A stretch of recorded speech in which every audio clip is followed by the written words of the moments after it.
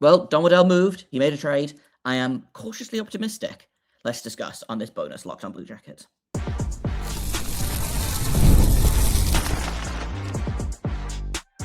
You're Locked On Blue Jackets, your daily podcast on the Columbus Blue Jackets, part of the Locked On Podcast Network, your team every day.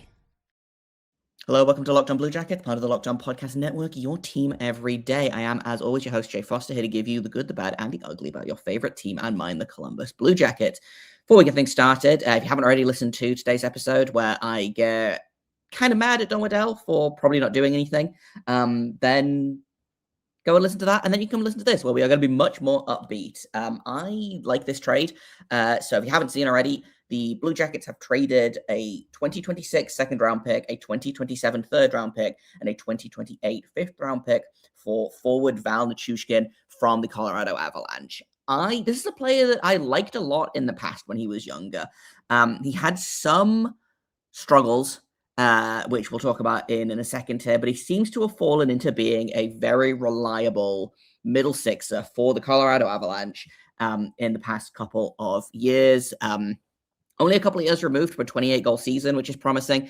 But in his last 5 seasons, he has at least 17 goals in each of these seasons, and he hasn't played a full 82 games yet in those 5 years. So, which is a problem on its own, but there's 20-goal potential here. He is a playmaker at heart. He drives play, which is great. One thing that I wanted to specifically note, penalty killer. A pretty good one as well. He is, according to the underlying numbers from hockeyviz.com, he is 7% better than league average on the penalty kill, and he's also 7% better than league average on 5-on-5 defense as well. So great defensively, drives play, playmaker, forechecker. I don't think it's 100% exactly what the top 6 needs, but it definitely doesn't hurt, right? Like, it's not the big splash that we were all kind of hoping for, but I would consider this a medium-sized splash, right? This can't be the only move that Don Waddell makes, but as a move in and of itself, I think I quite like it. So let's get into it. The trade itself, I think, is fine.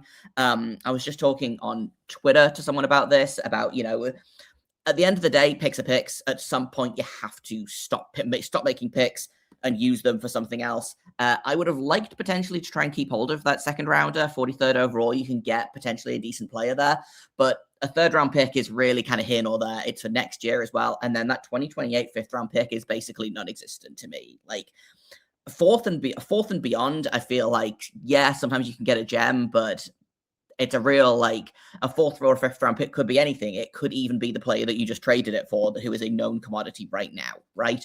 So I like the trade. I think the player has value.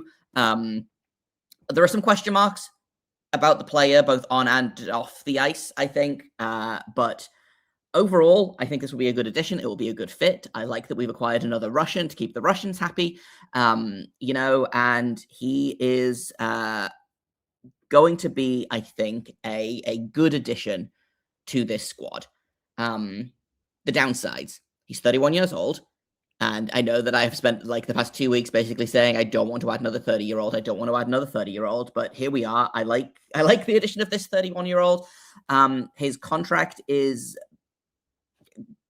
sizable, but not unmanageably so. I'm just pulling up the exact numbers of it. He's making 6.125 for the next 4 years.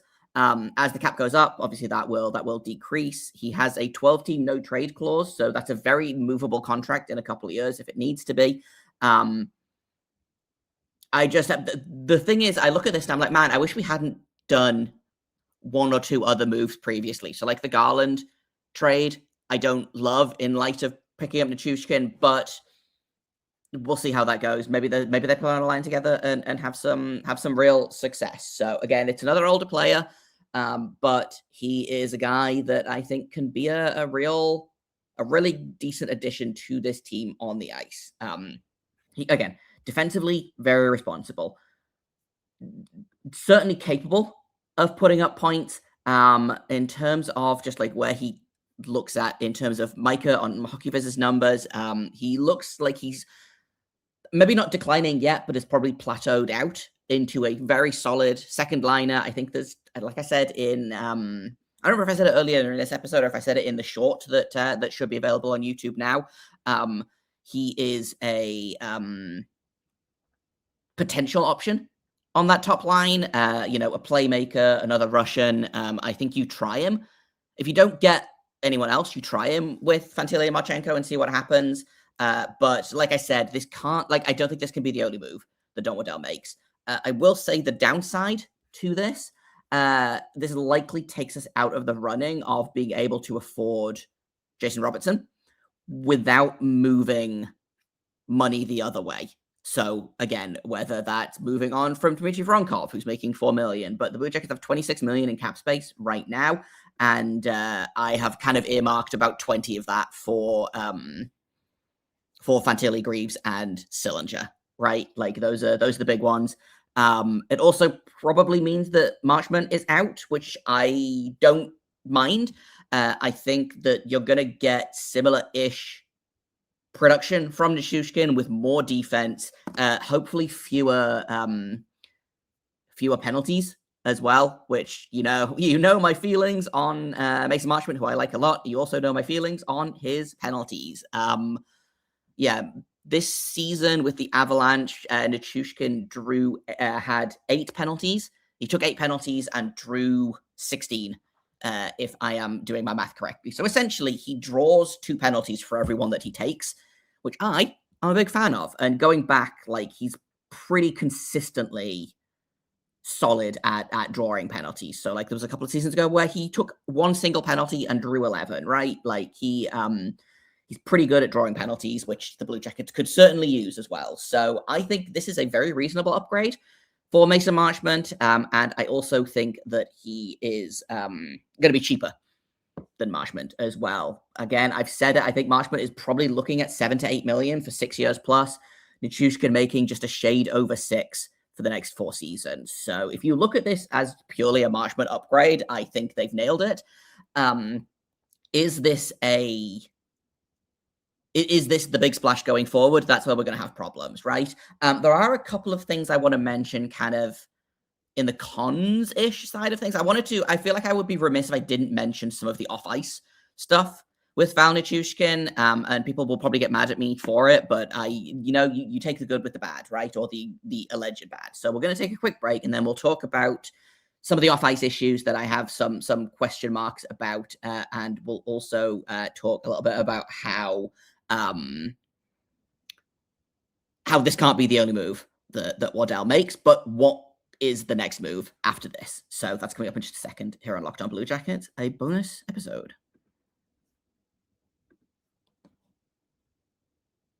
First, I've got to tell you about Odoo.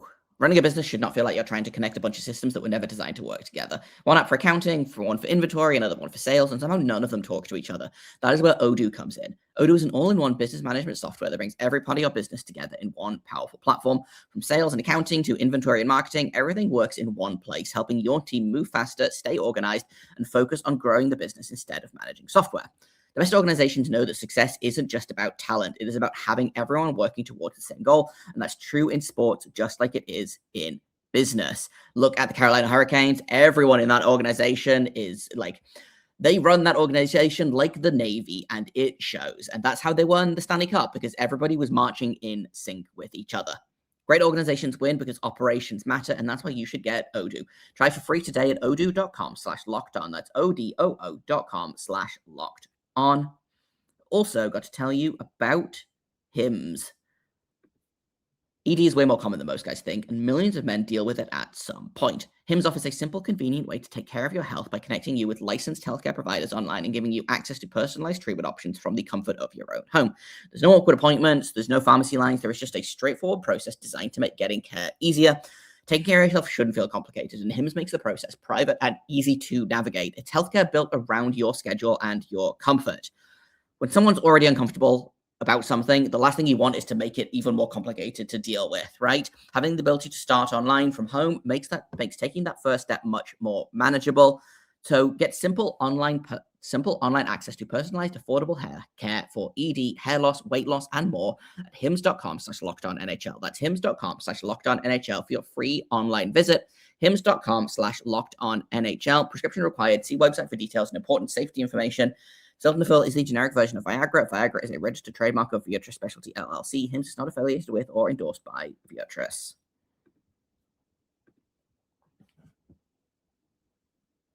Welcome back to Locked On Blue Jackets. I want to talk real quick, and I don't want to dwell on this because it's a few years removed now, but I do think something that's important to mention is Valeri Nichushkin has missed a fair amount of time over the past handful of years. So he hasn't actually ever played 82 games in a season.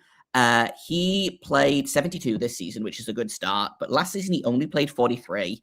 And the 3 years before that, he played 54, 53, 62, right? And those are kind of the last 5 seasons that I'm looking at.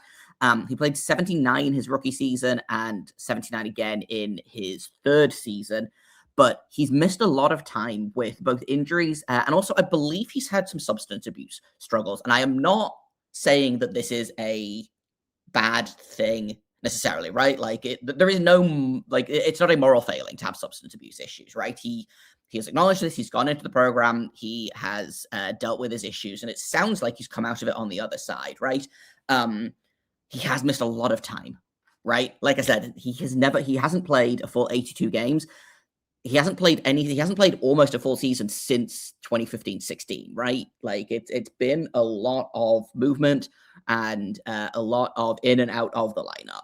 Like I said, hopefully that's behind him now. He played 72 games this season, but that does feel like a question mark just in terms of like one of your biggest strengths is availability, right?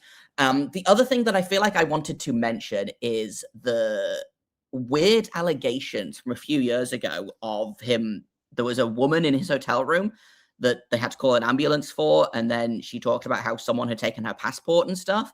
And he went into the NHLPA program pretty soon after that, and no one ever really talked about it, and it never really got resolved or anything.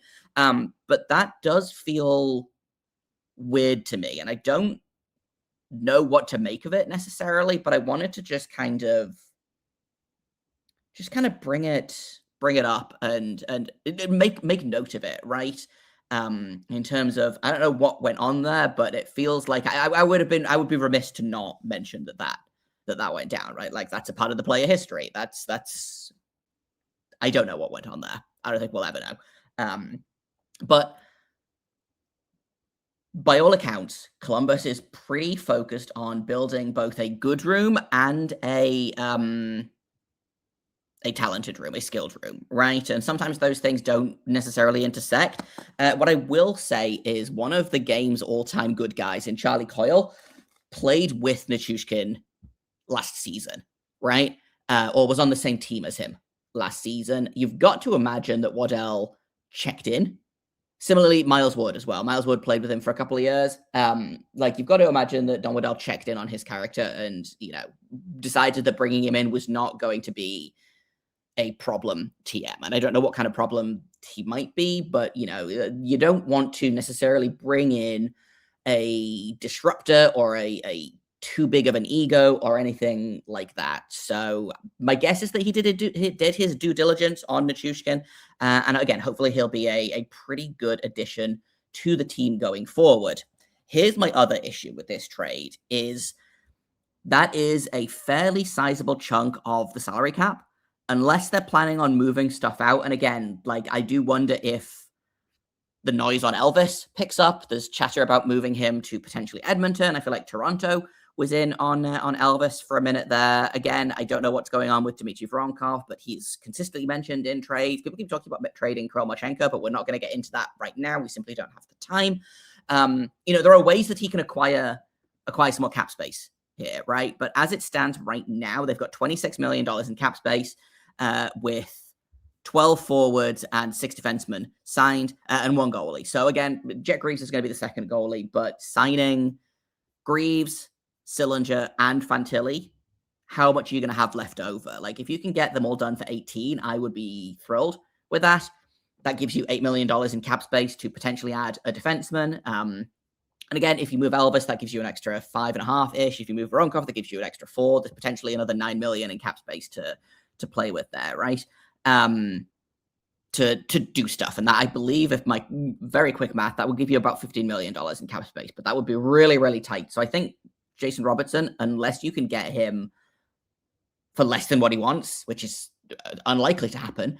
I think that probably takes you out of the Robertson runnings. But there's other options. Again, I wonder if Matthew Nyes is an option. It sounds like the Blue Jackets aren't in on him, but things can change quickly. Mostly what I'm saying here is that this can't be the big splash move, right? This can't be the big franchise addition, right?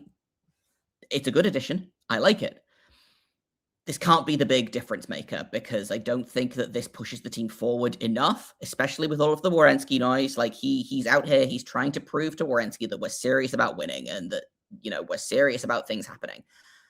Does this trade move the needle for Zach Werenski? I'm not sure, right? Like, this is a good addition.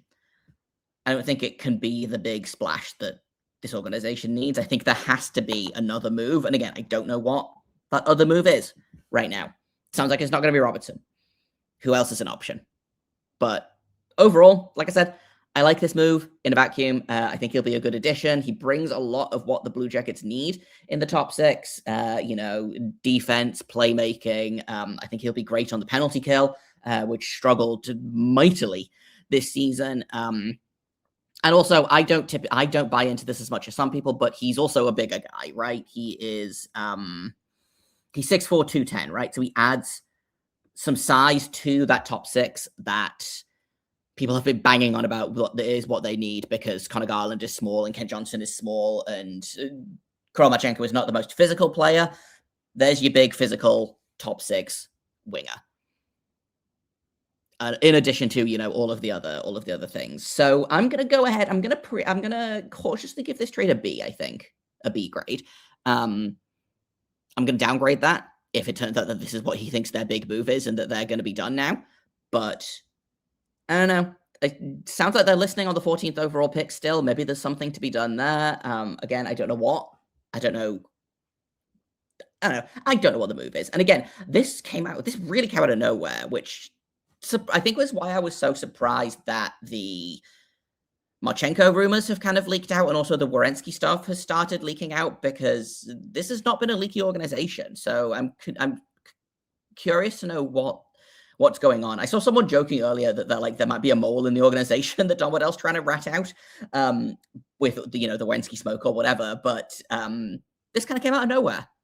I extremely don't hate it, but I'm very surprised by it. I was not expecting Nichushkin as an option.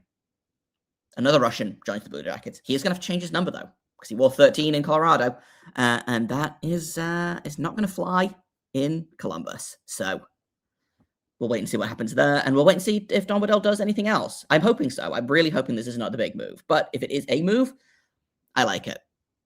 If this is the only move, I'm downgrading it. If they make another home run move, then I'm upgrading it. But as of right now, I'm giving it a B, potentially a B+, depending on what happens in the next 26 hours or so.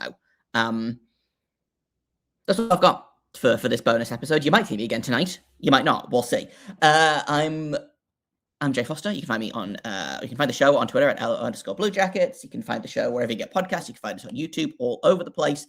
And if you don't see me again tonight, you'll see me tomorrow morning with another regular episode of Locked On Blue Jackets. So until then, make sure you stay locked on.